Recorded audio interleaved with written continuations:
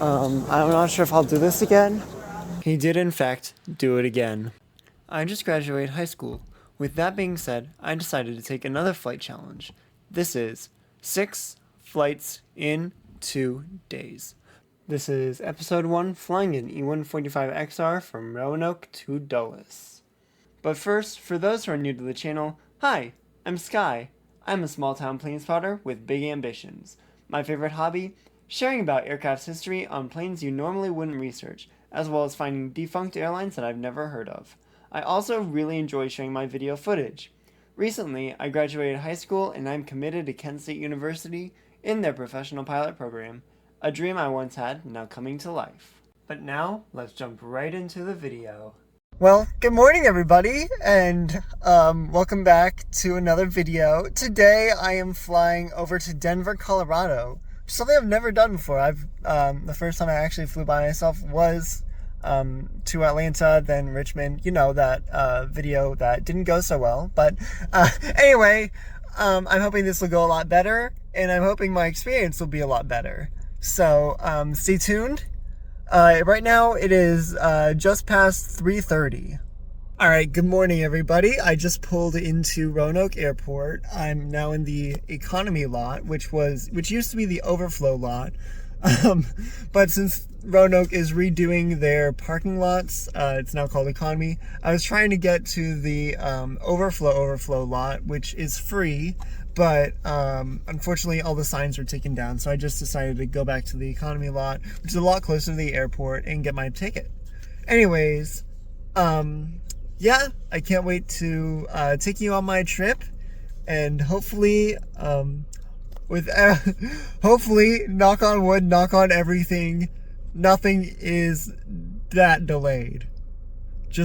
That's definitely not like my first trip report video. Anyways, I'll see you in the airport. I'm here really early because I know there's a Delta A319 leaving Roanoke just before my flight does. I also know Roanoke doesn't have the most efficient security management, especially when some bigger jets are coming out. And coming up the escalator? Yep, I was right. But don't worry, that line only took about 15 minutes. Well, I'm at Roanoke Airport. My flight to Dulles is going to take off soon. It is 5:45 right now. My aircraft today is November 10156. It is an E145, and we will analyze that in a bit. After finding my seat, I got this interesting photo with a story behind it. The line worker needed to move the jetway to fill the CRJ-700 that was flying out to O'Hare, but the ground crews weren't finished loading the bags, and the pilots had some weight and balance issues. Frankly, I don't understand the line worker's point of view because we clearly weren't ready to move, and she was arguing with the purser and the pilots because the other line workers had trouble loading bags. So what if the O'Hare-bound CRJ is delayed by a few minutes? That's why we make time in the air. I don't know. The A319 pushing back is November 370 November Bravo, originally delivered to Northwest Airlines on December 11, 2003, transferred on a merger to Delta Airlines on January 5, 2010. She's 21.5 years old and is flying to Atlanta with a flight time of 1 hour and 3 minutes. She was also involved in an incident. Aviation Safety Network says this. Delta Airlines Flight DL1111, an Airbus A319-114, was approaching the gate or at the gate in San Antonio International Airport when a ground crew worker was ingested into number 1 engine. The man was fatally injured, and it was later determined that he had intentionally stepped in front of the engine. My condolences to the family involved. Soon enough, we got our weight and balance issues sorted, and the jet bridge finally disconnected. We also started our pushback with an automated safety briefing that sounded exactly what I would expect a normal airplane speaker to sound like. Exits indicated by lighted exit signs. Anyways, we made our way over to runway 24.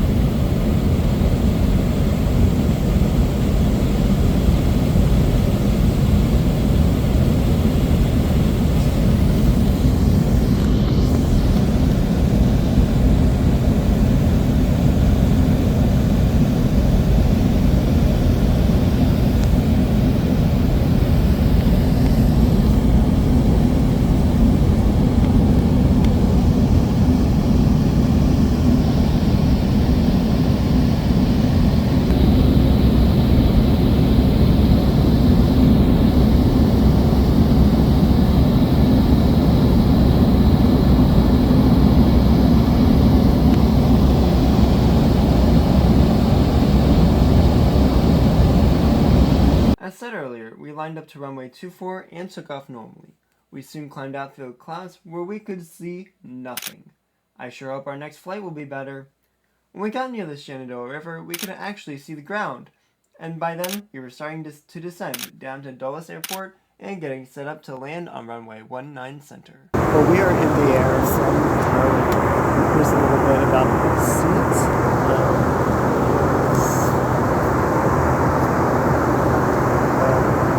It's like entertainment in the time. This is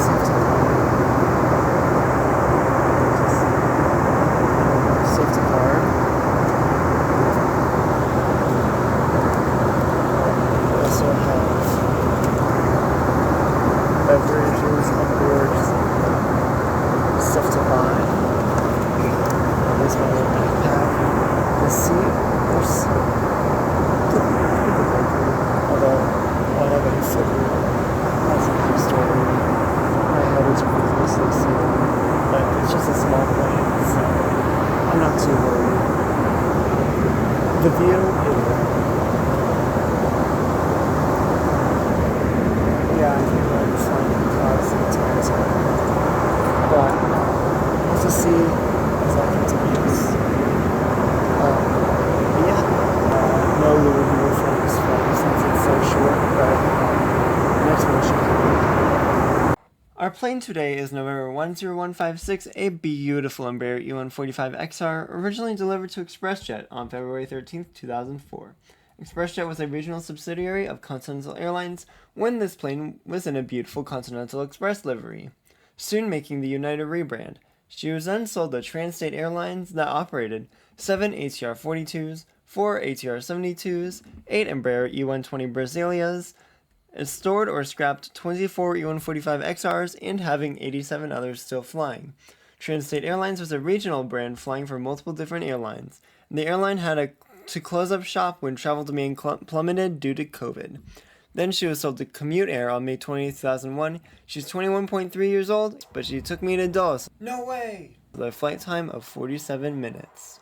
And just a couple minutes later, we start our descent. This feels like very simple.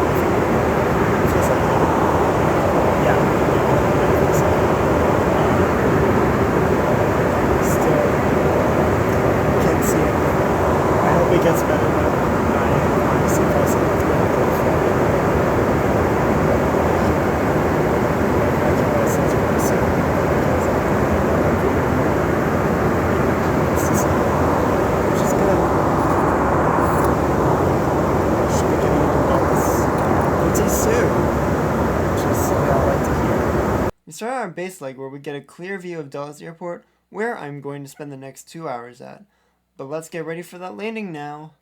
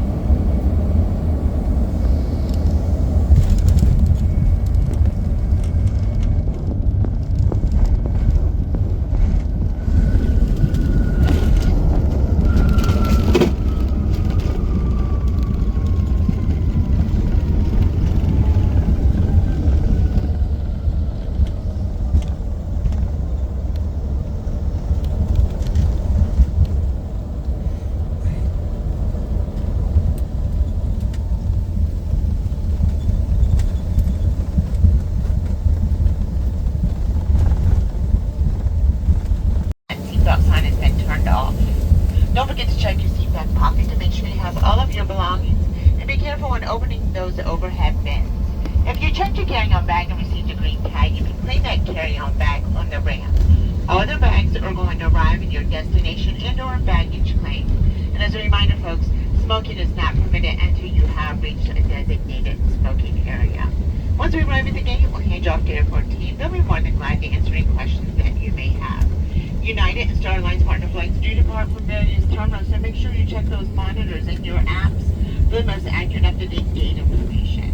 And on behalf of the entire United Express team and Star Alliance partners, thank you so very much for getting up early this morning and joining us on this flight into Washington, Dulles. Everybody have a great rest of your day. We'll see you next time. Whoa.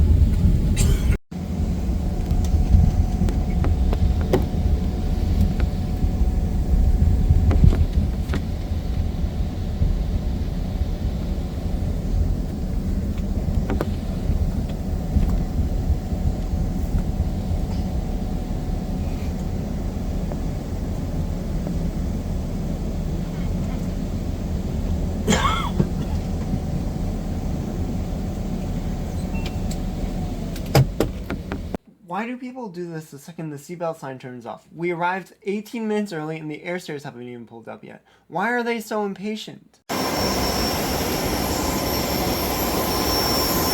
Alright, landed into Dulles.